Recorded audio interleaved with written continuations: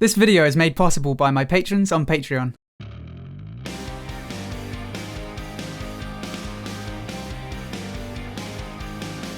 Hello everyone, my name is Xiomaro and welcome back to the channel.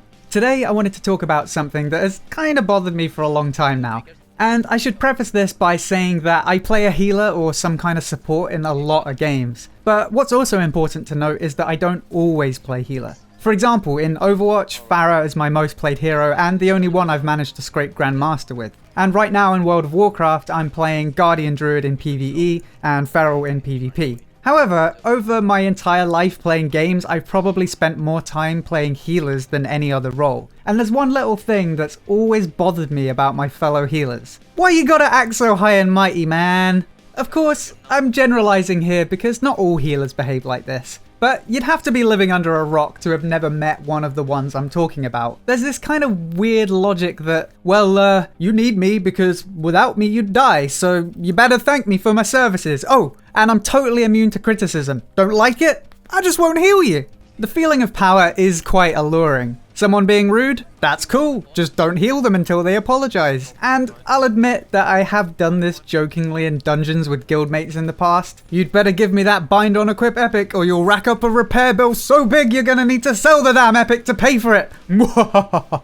Of course, I never really follow through with it.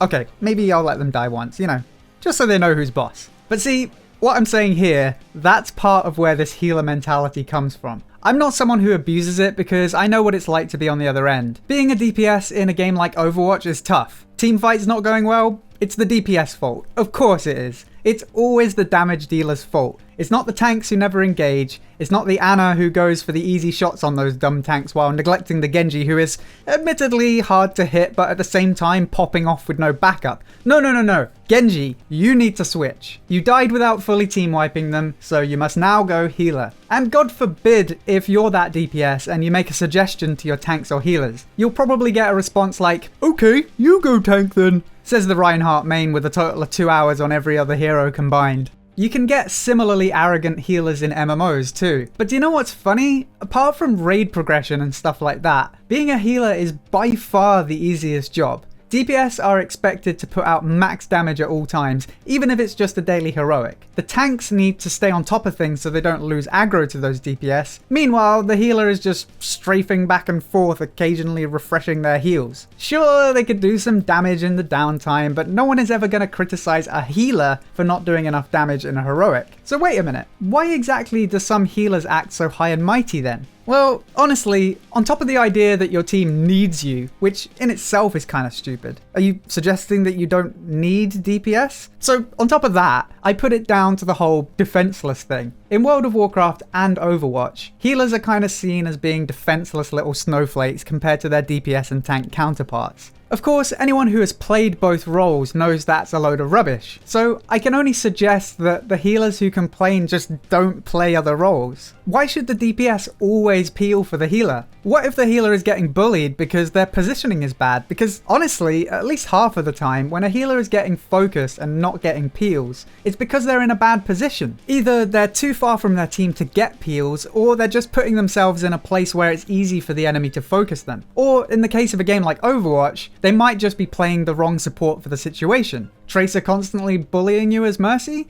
Why don't you switch to, well, literally any other support? And that's actually something I really like about Battlerite. There's no way in hell that you could suggest supports in Battlerite are defenseless. Some supports like Older can quite often do more damage than the DPS, not to mention the amount of self-peels most supports have in that game. So honestly, the whole healer attitude comes from the same place as the DPS attitude, because let's not kid ourselves, there are plenty of DPS who expect it to be pocketed by their team. That's a problem too. And with both issues, I can guarantee it's because they've never played other roles. And it's actually a really good argument for why you should try multiple roles. You actually become a better healer and a better DPS by practicing multiple roles. Even if you choose to stick with maining your old role, it will give you a fresh perspective on the whole thing. So let me know what you guys think. Why do you think the healer attitude exists? Maybe you have your own ideas on what causes it, or maybe you just want to tell me I'm talking a load of crap and there's no such thing. Maybe you think healers should be praised as the gods they truly are. Either way, I'll be interested to hear you guys' thoughts down below.